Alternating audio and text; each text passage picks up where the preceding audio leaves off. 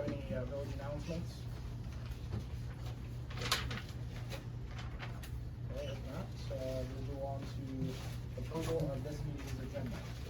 Do I have a motion to approve? So moved. Do I have a second? I'll second. Sorry. You're fine. Val was louder. All right. Joe? Yes. I know. Danielle? Yes. Sarah? Yes. Loretta? Yes. Mary? Val? Yes. Do I have a motion to approve or correct last meeting's minutes, April 9th? I'll make a motion to approve. Do I have a second? Second. All right. Roll call. Mary? Abstain. Oh, that's right. Val? I was gonna say, that's right, right? Loretta? Yes. Joe? Yes. Danielle? Yes. Sarah? Yes. And that's approved. Do I have a motion to pay the bills? Yes.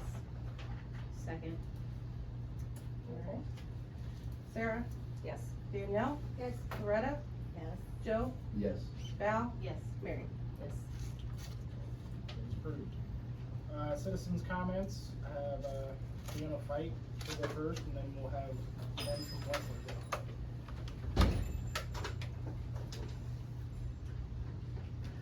Hi, how are you? I am.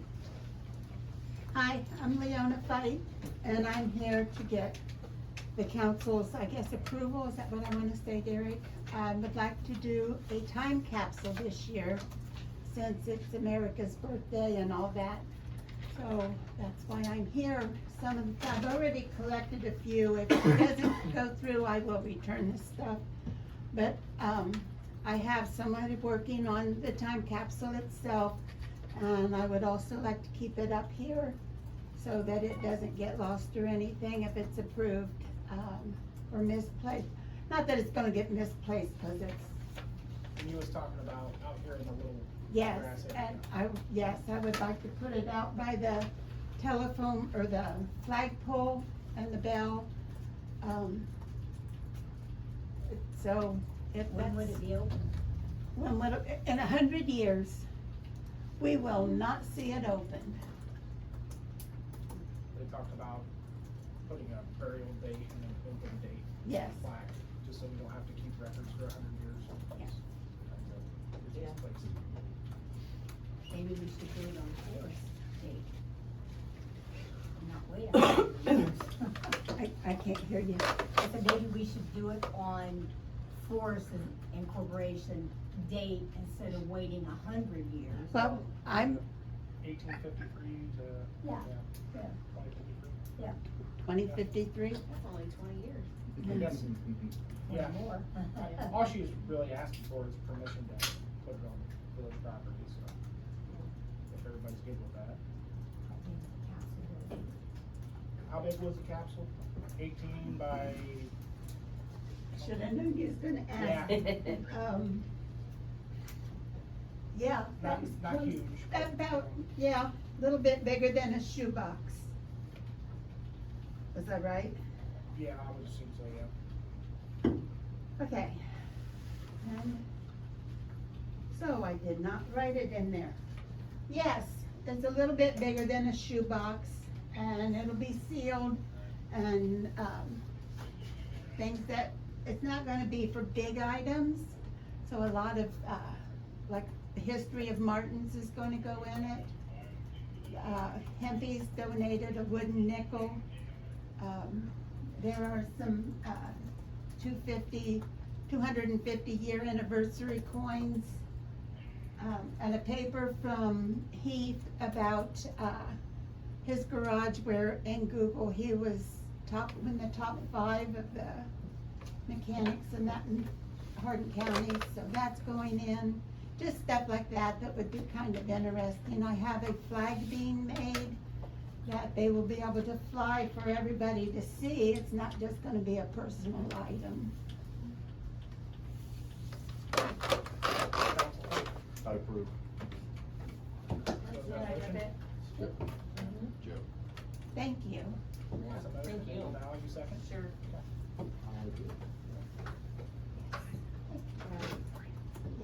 Mary? Yes. Loretta? Yes. Sarah? Yes. Val? Yep. Joe? Yes. Danielle? Yes.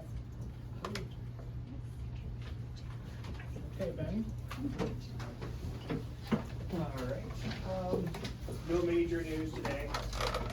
It's just been a couple months since I've last visited, so I just kinda wanted to give you an update of the things in the meantime. Starting off with choice one, just doing a survey for both the lagoon and the collection system. I believe they've already been on site, working on it, doing some survey. They'll be on site for probably about a month and a half to do the survey on the east side of town, as well as out of the lagoons. So that's about a month and a half for them to do the work. It'll be about 2 to 3 weeks for them to clean up, create CAD files, and then send it back to us. So Wessler will be receiving all the CAD files in about 2 months, where we will really kick off and really run full steam ahead with our design. Jumping into some of the funding partnership conversations that we've been having. We've held a couple meetings with WPCLF. They're gonna be as of right now, the primary application for the design and pre-construction services. All pretty good. We've submitted the loan application. There's multiple reviews that need to go into that review for WPCLF.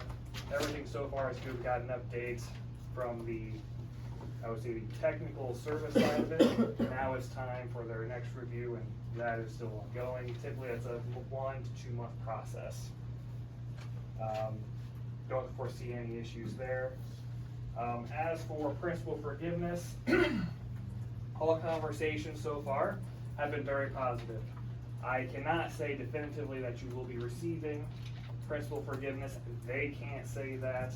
But everything so far is they view this as a high priority project. Nothing has changed from months ago when I gave you that update, and that is, it looks very likely that you'll max out the principal forgiveness for $4 million. We've asked other questions about, since we are going to be submitting multiple projects for construction, so the collection system will be one, the lagoon improvements will be one, but then also we're gonna break out lagoon dredging as its own individual project, just because that's a specialty contractor.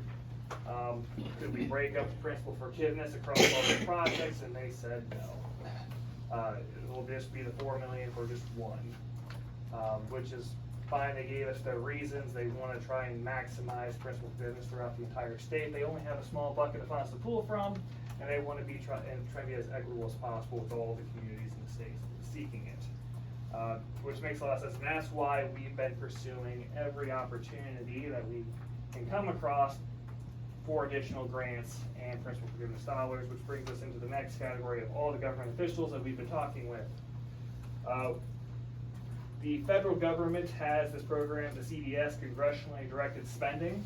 We have reached out to all 3 federal representatives for your district, John Husted, Bernie Moreno in the Senate, and then Jim Jordan, who I believe is now your representative in the House. John Husted and Bernie Moreno both have applications for the CDS application. We submitted John Husted's on March 9th and Bernie Moreno's on March 27th. It is the same program. We were kind of told to submit under both senators. And we've had a meeting with Taylor Armstrong, who works with Bernie Moreno, and I think we were also notified today from Cindy from RCAP, who said that John Husted's representative will probably be reaching out shortly as well.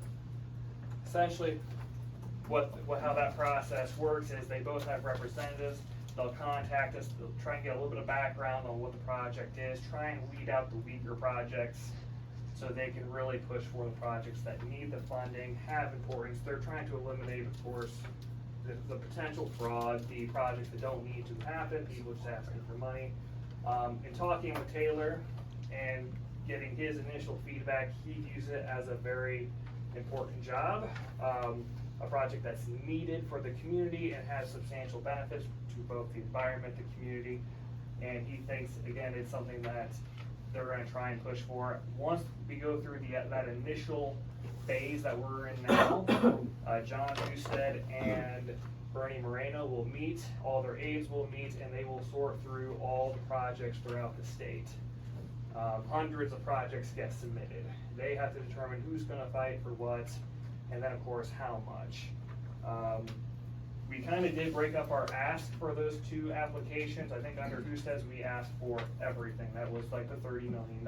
Is that gonna happen? Highly doubtful. But we did ask for it under Bernie Moreno's. We lowered it down. We just asked for, I think, for about $7 million, 7.4. which is what we anticipate the Laguna's cost for project. We will see what happens, but our initial interview or meeting with Taylor Armstrong went pretty well. He was very supportive after hearing the project.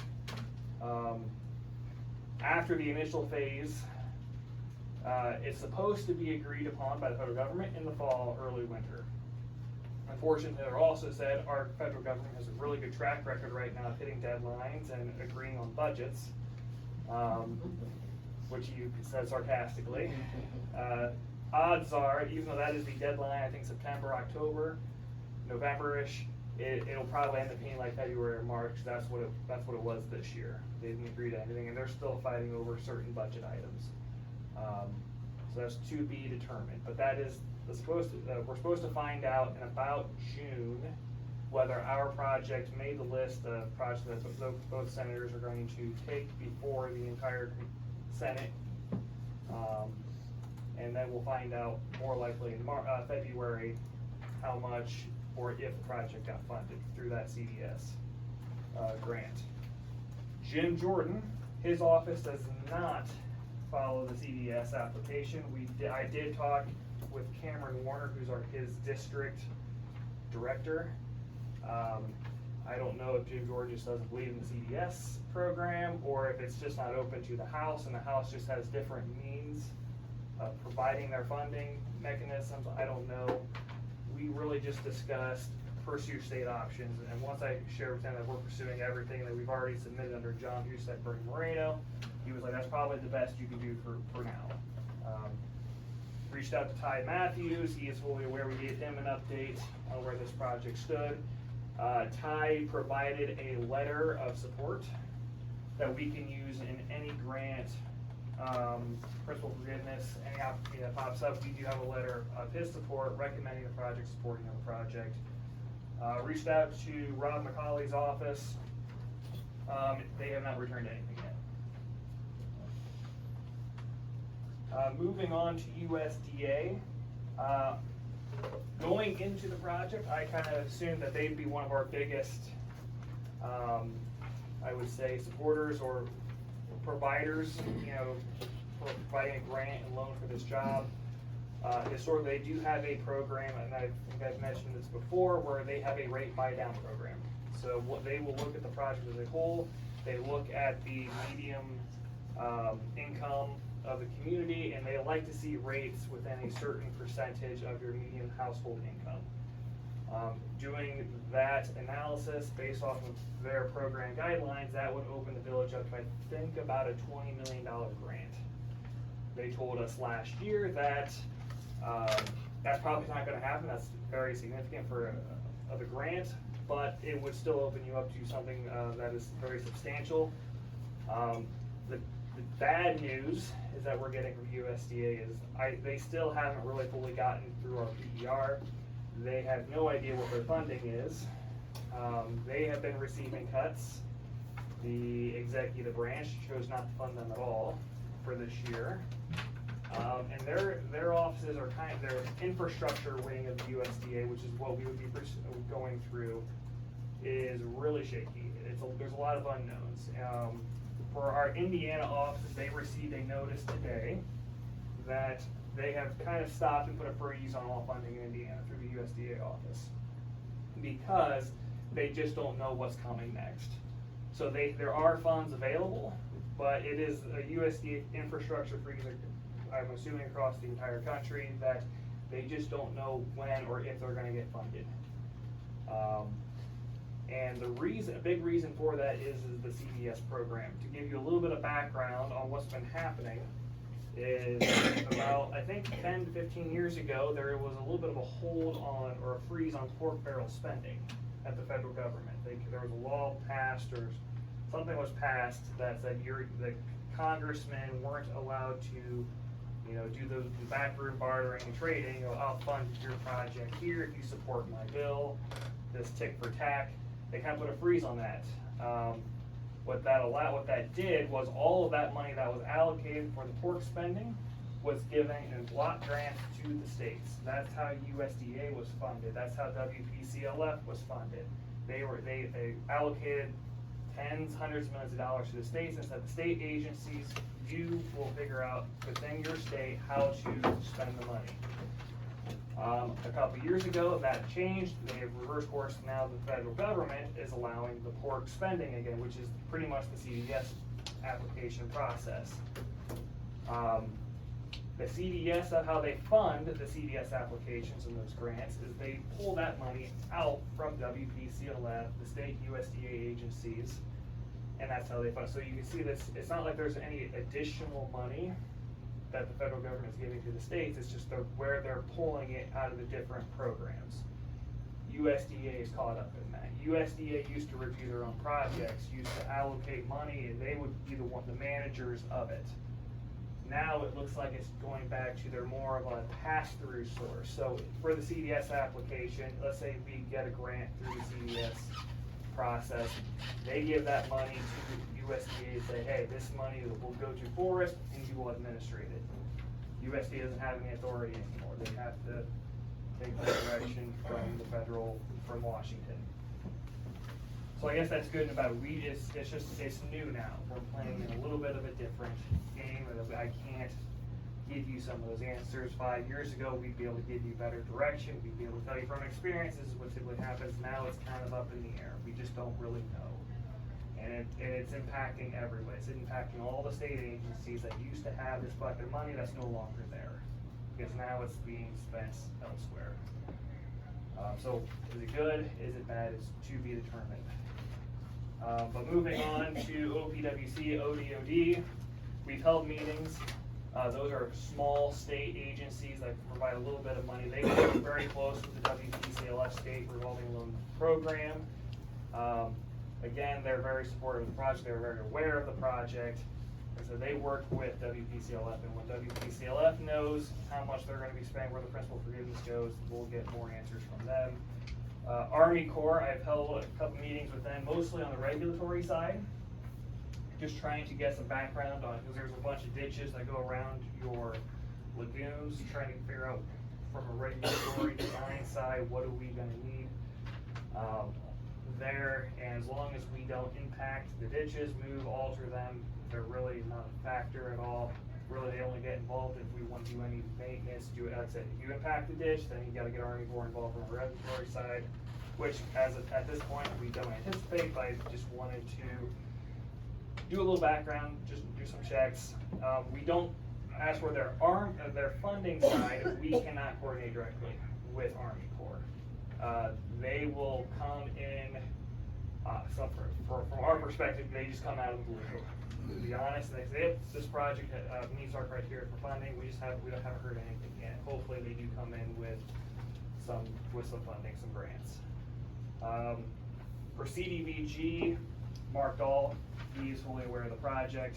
Whenever we need him to jump in, he'll do what he can. He has also provided a letter of support for the project that we can use for grant applications. We've reached out to H2 Ohio and US EPA for some grant infrastructure improvements. We're trying to be creative on where we can find some grants. And one idea that we came up with is, what if we converted the surrounding land around your current lagoons into wetlands? There's a lot of money out there for wetland restoration, wetland creation. And we thought, well, if we turned that into a wetland and we eliminated the lift station portion, we could lower maybe construction costs and tap into some additional grant funding. It's a long shot. And the reason it's a long shot is because if we take away the lift station, which means now we need those wetlands to provide a little bit of treatment. Can they? Yes, wetlands actually do provide a lot of treatment, natural treatment for phosphorus, nitrogen reduction, ammonia, E. coli and bacteria. They're really great for. However, it is very uncommon in the north to use wetlands for treatment because same issue with lagoons in the wintertime. As soon as it gets cold, bacteria slows down, they limit their treatment potential. Also, all of the grant programs for wetlands are designed not for treatment, it's for pure wetlands, and that's not what we really need. It's gonna be some kind of a hybrid. And so far, I haven't been able to get any, but everyone says, wow, this is fascinating, this could really change or make people view wastewater treatment a little differently. Yes, we think that too, we think it's a great idea, however, we also need funding for it. And they're like, but there's a treatment component to it. We can't fund treatment. It's gotta be a pure wetland. I'm like, well, unless we can get someone to cross that barrier, it's an unknown. But we have talked to a professor from Ohio State. We've talked to Mark Dilley. He's the owner of Mad Scientists. He's done some projects. They have some projects in the Dunkirk area, the Herod area. They've been around because they've been doing a lot of research and design for storm water, as well as trying to reduce non-point sources, which would be your agriculture, your farm field runoff. So all the nitrogen and phosphorus that runs off the fields, they're looking at areas to try to treat that before it gets into the Lake Erie watershed. So we've been talking with them, and they both are like, this would be a really fascinating project. And even they're like, they can't tap into agriculture because agriculture doesn't like paying for municipalities. And then talking to the grant, they're like, well, there's treatment there. We can't. So it's like, you can see how it's got interest from everybody, but until we can start knocking down those barriers, I can't promise anything. But we're trying. So we've had those conversations. If anything does pop up, you'll be the first to know. But as of right now, there's no current grant for infrastructure from either of those two agencies. And even though there's a lot of interest, there's no funding available yet for any kind of a wetland option. So that is the update from the funding side of things. It's moving forward. The good news is from the state side of things, they view this as a high priority project. I anticipate maxing out what the state can provide is just not a lot. From the federal side, it's to be determined. And unfortunately, it's a little unnerving because no one really knows how funding is going to shape out for the future. But I would say, hearing the way the state views it, hopefully the federal government views it the same way. Another thing I wanted to share would be the additional contracts for our design. We reached out for geotechnical soil borings to Patriot and CTL. Patriot's proposal came back at $38,500. They also had a $12,000 option for getting into private properties, doing some private property digging, also traffic control if they feel like they need to bring out some kind of a third party site or another company to provide traffic control while they have their drilling rig. They have that option for $12,000. I would think if they need traffic control, I'm assuming Jay or maybe the village could probably cover that if they didn't feel comfortable with the drilling rig in the road. But their proposal came back at $38,500. CTL's proposal came back at $73,850. A little bit of a difference there, but I think that's probably their workloads. Those companies, their pricing fluctuates quite a bit. I think it just depends on how busy they are. This time, Patriot came in a little under CTL. I've shared those proposals with Jay. They have been incorporated into the loan application, and the same for the realty specialist. Reached out to, his name is Dave Dickey. His proposal came back at approximately $142,550. I say approximate because that is all line item based. It is dependent on how many easements that we'll need. If the village plans on purchasing any ground, if we determine it's best to just purchase that ground versus trying to get other easements. He will fill out all the realty work behind that, and that is also dependent on the funding agency. If the federal government does come through, they have a lot of requirements on how villages can acquire land, acquire easements. There's a very detailed process for it. He'd be able to walk you through that. So that's where it's approximately. Jay's got the proposal. He line items everything. Everything that he does, it'll have a cost to it. So the more easements, this should be this is the max we anticipate. I would anticipate something less than this, but again, it just depends if you were easements, if you were acreage for land application or acquisition, hopefully that cost just goes down. We've also reached out to Dennis Zicardi. He has not provided a proposal. I don't know if he will. His office is based more in the Cincinnati area. I don't know if he comes up all this way for real estate services. We'll see. Jay's mentioned that he does want us to try and get a second proposal for realty services. So we'll just have to. We're in talks with another person in Northern Ohio.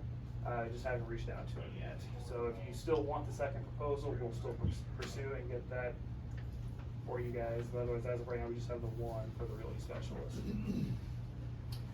So that's pretty much the general update for now. Obviously, the funding is probably everyone's biggest concern. We've had a lot of discussions and a lot of meetings. Do you have any questions for me as of right now?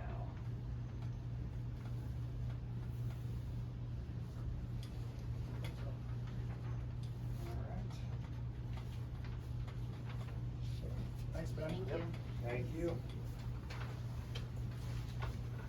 Alright, we're gonna move into old business.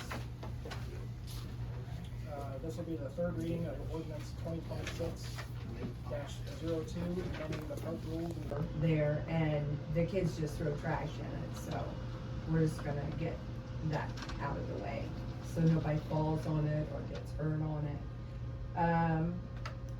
He's gonna keep the pond full, and there's a drain in the park near the, parking lot near the all-weather pavilion that every year has to have mulch around it or something because it doesn't go down in, so he's gonna put a smaller collar on it so the water will drain, so we won't have that issue. And the next meeting is May 11th, 9 o'clock at the park. I have a question. Do I remember correctly that the hours for the park have changed? The hours are dawn to dusk. Do you decide to say that, or are they still? I don't think you can read the signs. Signs have not been replaced yet. Okay. That's it. That's that. Park Square, Dave's not here, so let's guys see. Business and industrial development. Okay. Online busy, 12 hours work days. We have two people that are like business owners that I have to get hold of them. Yes. Okay. And that's the only thing to schedule that. Zoning and planning. We talked about the, burnout house behind the dairy barn. And Brandon served a letter to person in Upper Sandusky, they weren't home, so he left it on the door. Have you heard from him? I don't think you do anything. Oh, you won't. I don't know. And the other part, you said it's through town in, Frank's been through town. You don't know. Marco's gonna go out. I don't know if it has to go through like bids or whatever. That's all taken care of by him. Okay, and the George property on Lima Street is in a civil suit. No. No, it's not in the city, so that's probably what I'm waiting towards, since it is from a holding company in the state of New York. It's no longer being. So is that the burned down one then? Correct. And they did not contact me back after I sent them the donation. That seems to be the default mode. This is properties. Okay, and we have a request by PPP, who was not meeting, to vacate the alley at his house that has utilities in it, so the village needs their access if needed, so we need to vacate that alley. And there's many gas alleys in the village with utilities in them. And Ohio Surplus Building has applied to build a new building and is asked to vacate Davis Street.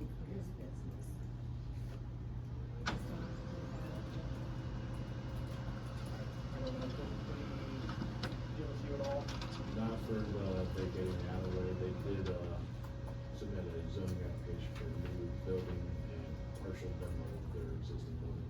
I know he's talked about wanting to get that out, that road vacant for a while, but nothing formal yet. So that's just David Street, there's no house. No, it's Dave, that's Old Dave Street, actually, it's still active Dave Street. And the permits issued by the village need to say local building permit only. Applicants will need to apply for their own state permit.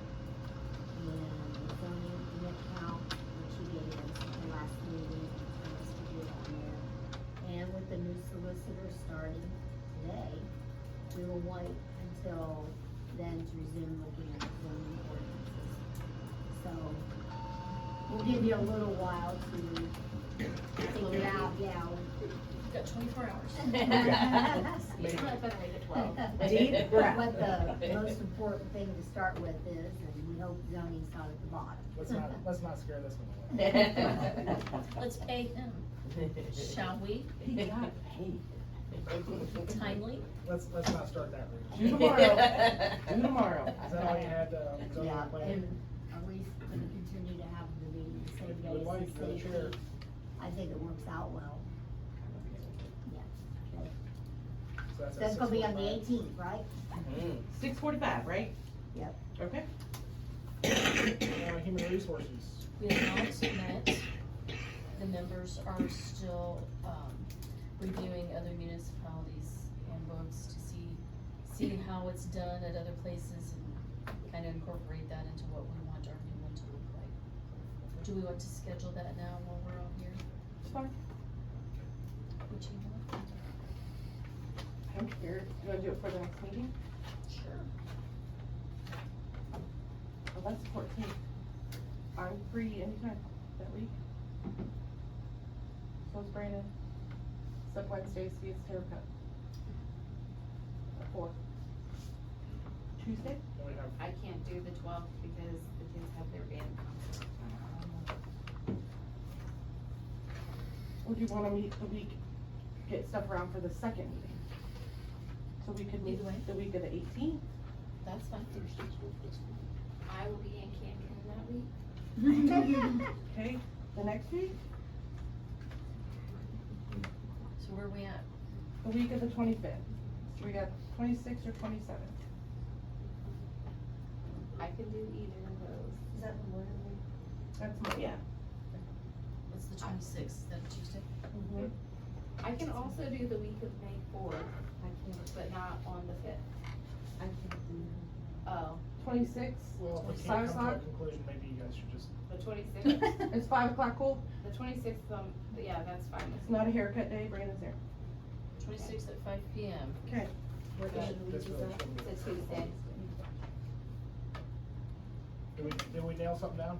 May 26th at 5 p.m. Okay. With pizza. with pizza. The Cajun chicken. Alright, thank you. Tree commission, not here. And our new village solicitor, this is your little area here. I know you don't have anything, but I don't. Greetings, thanks for bringing me on board. Looking forward to working with you all. If you guys have questions, let me know.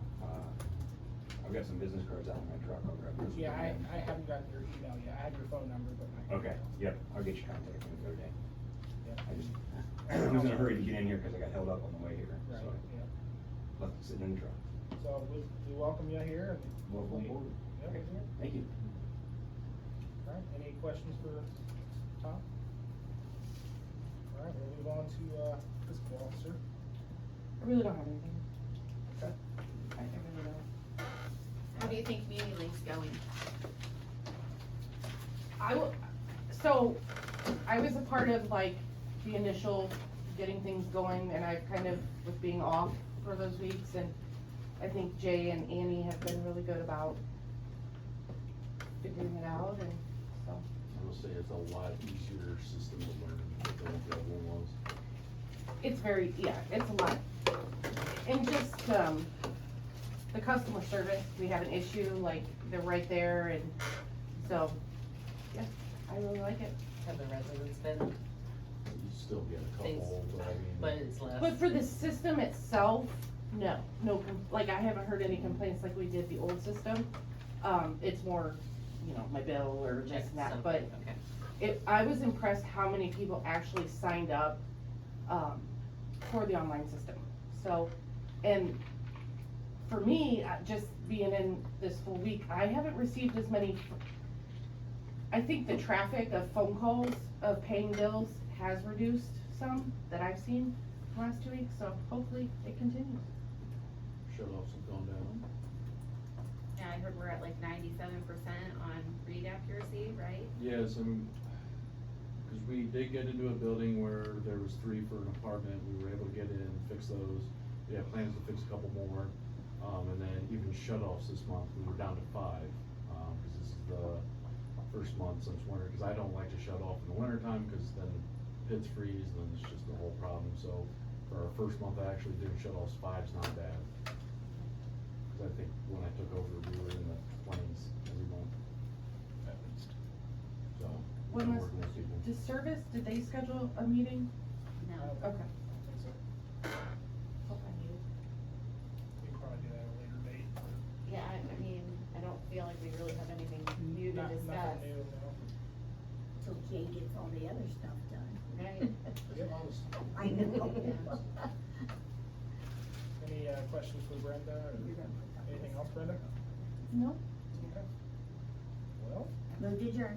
okay. Was that Loretta? That was That was Loretta. I heard that. She Who's put her name second? in the minutes for that. Danielle second, here's the vote. Joe, Yes. Sarah, Yes. Loretta, Yes. Danielle, Yes. Val, Yes. Mary. Actually, Derek said, here looking at me like, hurry up, hurry up. No.